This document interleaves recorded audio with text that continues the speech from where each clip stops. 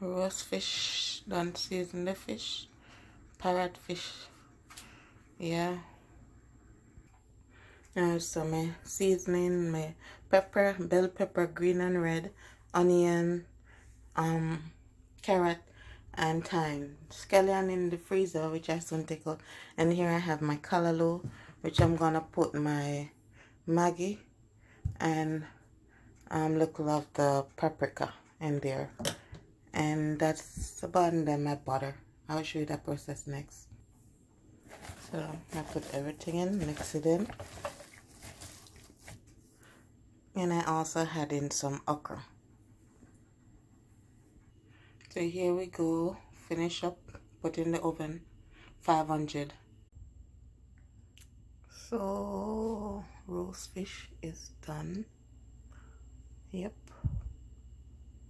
all done. And I did steam some rice, which I have to warm up in a few.